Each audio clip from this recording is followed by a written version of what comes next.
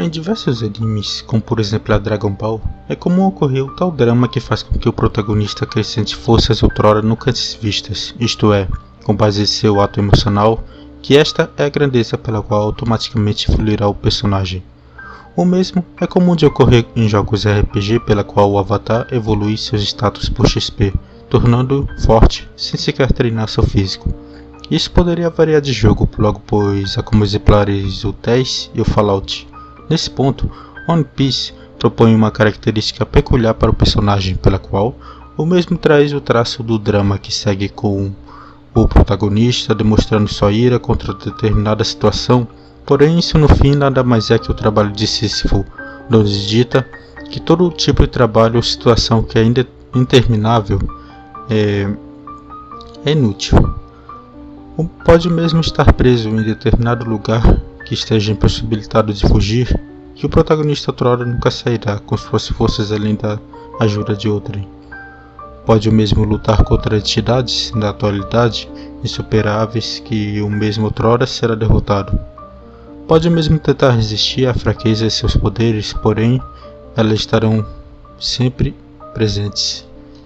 Estes são os pináculos da realidade que o personagem se encontra ou encontrará.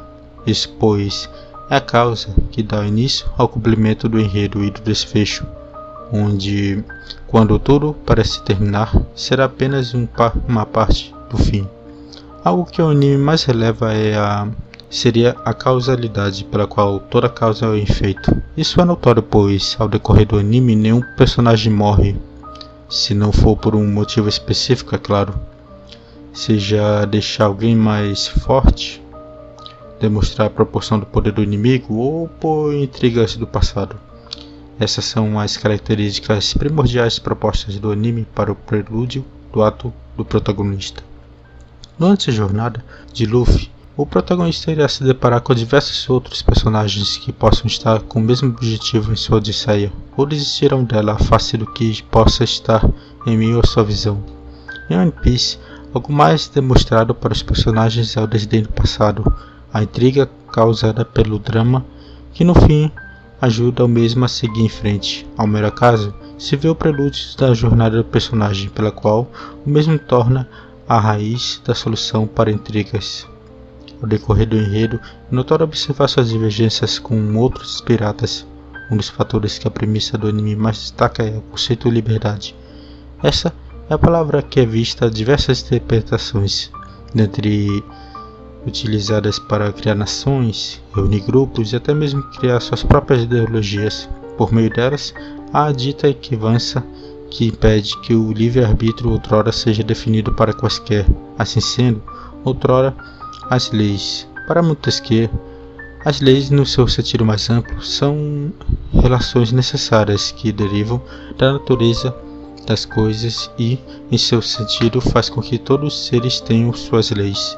Uma lei é criada por costumes, ética e cultura, inicialmente podendo ser algo simplório e, quando evoluído, torna-se o poder que impede oposições, e o mesmo resulta declínio de outrem. Para o anime e as propostas do protagonista, Luffy é um personagem que não busca méritos, segue um rumo que desconstrói o princípio criado por outrem, dependente do que o mesmo acredita. Em certas ocasiões, o mesmo diz nunca querer ser importante para a sociedade, o que a priori soa hipócrita. Isso pois o mesmo busca ser o rei dos piratas, porém interpretando a ideia do personagem para o protagonista, seu rei dos piratas não é ter poder para tudo e para todos, e sim é ser o homem mais livre do mundo, podendo mesmo definir sua própria simbologia, uma vez que o próprio anseia por uma estátua de si. Durante o decorrer do anime, é possível notar diferentes sociedades fictícias e seus hábitos coerentes com o mundo contemporâneo, destes indivíduos de gêneros, sendo eles divergidos ou misturados para a sociedade, raças e a classe social. Algo mais vertente no anime é as raças e a classe social, é claro, demonstrando um meio exemplar e outrora funcional por parte da realidade da qual ocorrerá a questão da burguesia e da realeza. Na Idade Média, quando se prega o conceito da classe social, logo vem em notoriedade os conceitos adotados da sociedade sobre os poderes, utilizando a doutrina, o Estado e a realeza. Elas acrescentam algo que separa delas com as baixas classes, que é o poder militar, sendo eles dominados pela alta classe por parte do anime. A Marinha no anime, quando referir à justiça, utiliza como escudo sua imagem. É nada mais que o mesmo conceito do Estado em busca proteger o cidadão em troca de tributos. Entra em consenso que o mesmo utiliza como facas de dois gumes o bode expiatório, criando assim um vilão para a sociedade e ao mesmo tempo podendo tornar ele um conspiracionista. A Marinha é um exército fictício, porém se empleando o conceito de separar a burguesia da nobreza, por tal fator da ganância tornam-se seres corrompidos pelo poder.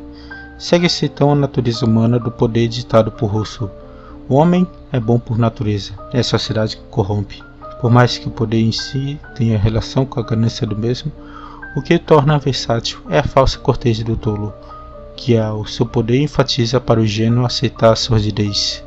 As mesmas questões levam ao desprezo racial de determinado grupo social, colaborada com a alienação originada pela nobreza vinculada ao homem corrompido, logo pregando o pelúcio visionário que é vinculada logo além do bem e do mal. Então esse foi a segunda parte do vídeo, espero que tenham gostado, e é isso, até mais e fiquem com tudo.